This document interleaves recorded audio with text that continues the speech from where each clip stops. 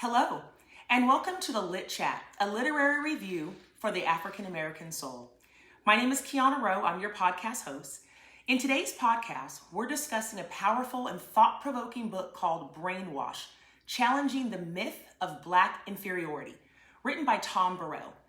This isn't just a book about racism or history. It's really a book about psychology, identity, mental wellness, media influence, and the long-term emotional effects of harmful societal messaging. Tom Burrell is one of the most influential African-American executives in the advertising world. And what makes this book very unique is that he writes from firsthand experience inside the media and marketing industries. He understands how images, language, branding, and stereotypes shape the way people think, not only about others, but about themselves. In Brainwash, Burrell argues that the myth of Black inferiority, it wasn't accidental. It was intentionally created and reinforced over centuries through slavery, segregation, media portrayals, education systems, and public messaging. Over time, those messages had emotional and psychological consequences that deeply affected Black mental health and identity. But this book is not hopeless. One of the strongest parts of the book is its focus on healing, awareness, empowerment, and reclaiming identity. Today, I want to walk through 5 major mental wellness themes from the book and why they still matter today. So the first thing, negative messaging can shape self-identity.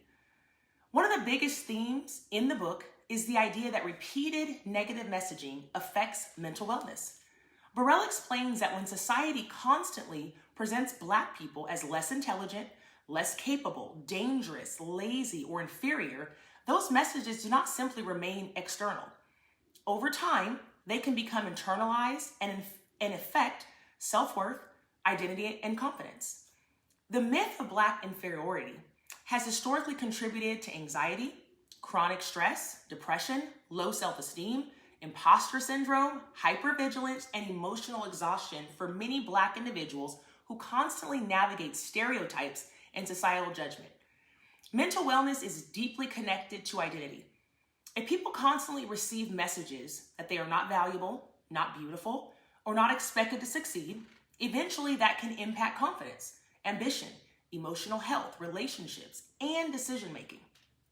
Burrell challenges readers to really think about how media, schools, entertainment, and even casual conversations shape identity over time. The lesson here in this first point is that protecting your mental wellness sometimes requires challenging the narratives that you have absorbed about yourself. So just think about that. Point number 2, historical trauma has emotional consequences. Another major theme is historical trauma.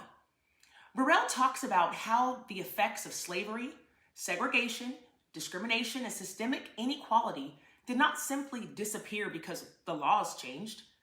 Trauma can affect generations.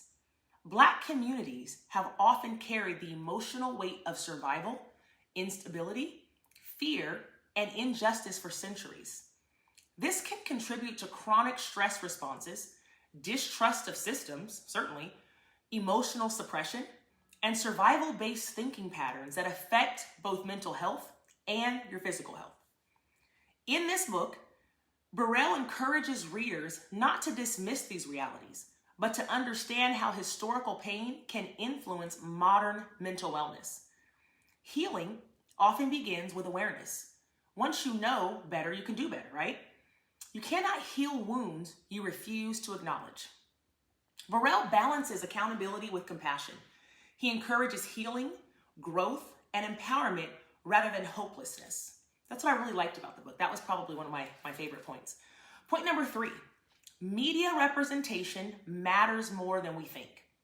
Because Burrell spent decades working in advertising, he provides unique insight into how media shapes public opinion and self-perception.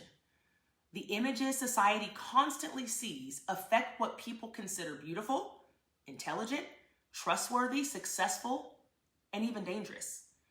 For decades, negative portrayals of Black people in media contributed and still do contribute to harmful stereotypes that affect both how others view Black individuals and how some Black people view ourselves. When people constantly see themselves underrepresented or negatively represented, it can affect self-esteem, belonging, and emotional wellness. On the other hand, positive representation matters, right? If you see, I tell the kids, I'm in law enforcement, I'm like, if you see me, you can be me. That representation matters. Seeing Black excellence, leadership, creativity, intelligence, and healthy families represented publicly, it expands what feels possible and reinforces dignity and certainly our confidence. Burrell reminds readers that media is never neutral. It influences beliefs, fears, expectations, and identity formation every single day. Imagine how it impacts our babies, what they're listening to, what they're singing. Point number 4, community and cultural pride support healing. One thing I appreciated about this book is that it does not stop at just identifying the problems. Burrell spends time discussing solutions and healing factors. He emphasizes the importance of strong families, mentorship, education, spirituality, positive community connections, and cultural pride. Mental wellness becomes stronger when people feel connected, when they feel valued, when they feel seen, and certainly when they feel supported. The myth, and it is definitely a myth, of inferiority often attempts to disconnect people from pride in their identity and culture. Burrell encourages readers to reclaim the narratives of resilience, reclaim the narratives of intelligence, creativity, faith, and leadership. Healthy mental wellness requires both honesty and pain, belief in possibility. Community support and cultural pride can serve as protective factors against hopelessness, against shame, and emotional isolation. And the fifth and final point that I really like in this book is the awareness. Awareness creates mental freedom. That is the final and major takeaway. The title Brainwashed sounds intense, but Burrell's point is that many harmful beliefs become normalized over time. Sometimes people absorb limiting ideas without even realizing it. The myth of Black inferiority has been repeated so often throughout history that some individuals unconsciously accept parts of its truth. Mental freedom begins when people start asking those questions. Who taught me this? Why do I believe this? Is this even actually true? Who benefits from this narrative, this negative narrative? Awareness allows people to challenge the stereotypes, reject limiting beliefs, build confidence, think critically, and create healthier identities. The book ultimately encourages readers to become mentally intentional rather than unconsciously shaped by damaging societal messaging. Overall, Brainwashed, Challenging the Myth of Black Inferiority is a powerful blend of history, psychology, media, it's a media analysis, and personal growth. It challenges readers to think deeply about how society shapes identity and how those influences affect mental wellness. What stood out most to me is that the book does not leave readers stuck in anger or hopelessness. Instead, it points us towards healing, awareness, empowerment, restoration, and self-worth. Whether you agree with every point or not, it is the kind of book that sparks important conversations about identity, emotional health, representation, and the power of narrative. In today's world, where social media branding and public messaging influence people constantly, the themes of this book remain incredibly relevant. So now, where do we go from here? What's this call to action? Healing beyond the brainwashing.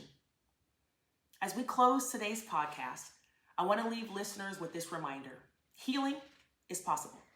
The myth of Black inferiority was created intentionally over generations, but it does not have to define future generations. Mental wellness begins with rejecting narratives that say Black people are less worthy, are less intelligent, less beautiful, or less deserving of peace and success. Healing starts with awareness, but it must continue with intentional action. That action can look like prioritizing therapy and mental health support without shame. It can look like having honest conversations within families, within communities. It can look like building strong support systems and mentorship, protecting peace from toxic environments and harmful messaging, celebrating Black excellence, culture, faith, history, certainly as we're moving into Juneteenth, and achievement. Teaching our young people, our babies, confidence, identity, and emotional intelligence. It can look like resting and setting boundaries and understanding that survival mode is not the only mode. Supporting one another instead of competing through pain and trauma. Black mental health matters. And one of the greatest forms of resistance against harmful societal messaging is choosing healing, choosing wholeness, and choosing to believe that your identity was never defined by the stereotypes placed on you. Tom Burrell's book reminds us that awareness creates freedom, but freedom also requires intentional healing. So today, my challenge to the listeners is this: protect your mind, question harmful narratives, speak life into yourself and your community, and never underestimate the power of healing, dignity, and self-worth. Signing off, thank you for listening, and I'll see you next time. Bye for now.